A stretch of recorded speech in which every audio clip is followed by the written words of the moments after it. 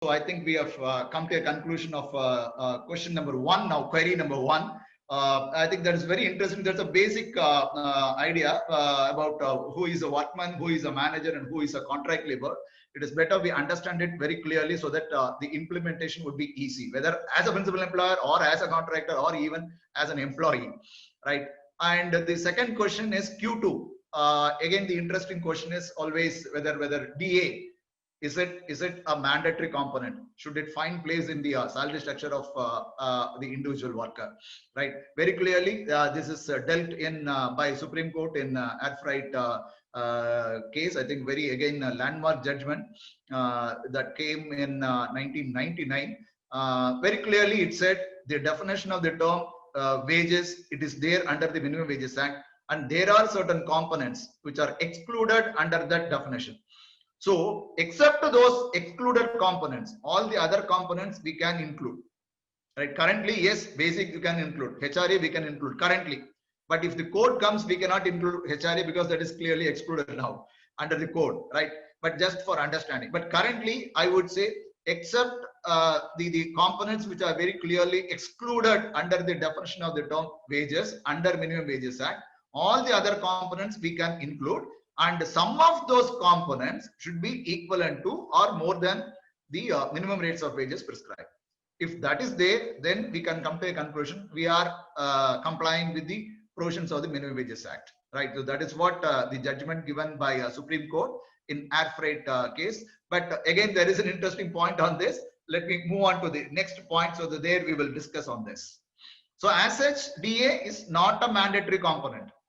DA is not a mandatory component. So without DA, but other components should be equivalent to or more than the minimum rates of wages prescribed by the appropriate governments.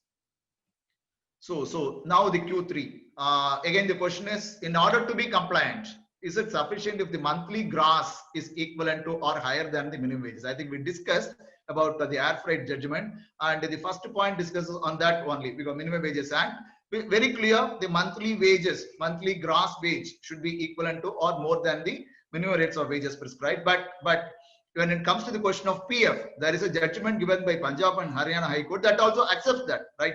Even if the minimum rates of wages is split and basic and DA, the sum of basic and DA comes below the minimum rates of wages. The judgment says it is sufficient if the PF is remitted only on basic and DA, even if it is less than the minimum rates of wages. That is a judgment by Punjab and Haryana High Court. But unfortunately, this argument is not accepted by the authorities concerned. Many places authorities question and they demand that at least PF is to be remitted on the minimum rates of wages. I would say that there is some reason in what they are saying, but technically, legally, as per this judgment by the High Court of Punjab and Haryana in G4 security case, it is not required, right? That is the technical position. But when it comes to the question of bonus again, this judgment was given by the Delhi High Court in Globe Detective Agency case as early in 2011 again. It clearly says, again, bonus is to be calculated at least on minimum rates of wages.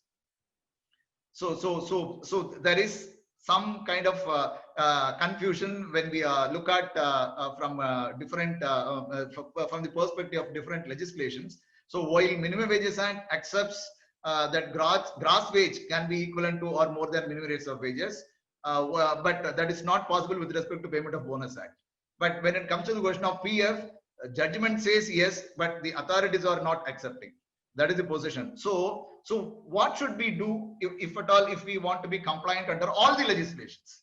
Right? That is our purpose, because we may have to safeguard the interest of our management. That is the idea. I'll just go on to the next slide. This is just an illustration. The assumption is 12,000. Minimum wage is 12,000, and it is split in such a manner. The basic is 6,000, and HRA is 3,000, and conveyance allowance is 2,000. Book allowance is 1,000. This is just for example. So the total comes to say 12,000, right? This is perfect, but this split up is okay. This split up is okay for Minimum Wages Act, but this split up is not acceptable for Payment of Bonus Act, because minimum wage is 12,000. So for the bonus purposes, Bonus is to be calculated at least on minimum rates of wages. That is what the act says, right? So, but if we go through, if we have the split up like this, then we will be calculating bonus only on basic, that is 6,000, which is much below the minimum rates of wages prescribed. So the payment of bonus authority will not accept that. Similarly, as far as PF is concerned, it is sufficient if we contribute PF on only basic, because there is no DA here. So that is only on 6,000, right? But authorities in many places, they do not accept, right? See, the reason being for fixing the minimum rates of wages, their claim is under, if you go through the section 5 of the Minimum Wages Act, it clearly says the minimum wage prescribed, that includes only basic, DA, and retaining allowance, if any, right? So the authority, they argue that you cannot bring in any other component there, but which is, in a way, it is reasonable, I would say, right? But legally, I think I am not very sure whether that is enforceable, right? So if at all, if we want to be compliant under all the 3 legislations and also the other legislations, right, then the sum of basic and DA alone should be 12,000.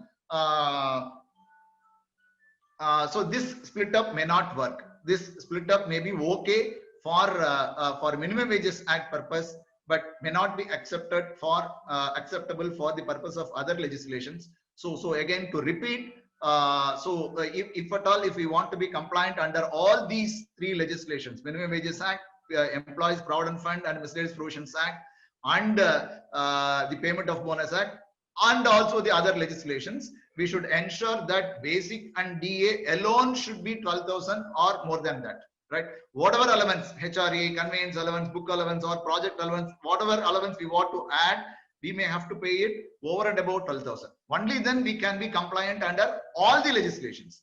Otherwise, we can satisfy one legislation, but we may not satisfy, we may not be in a position to satisfy the requirement of the other legislation. So that risk we will continue to have. I'll move on.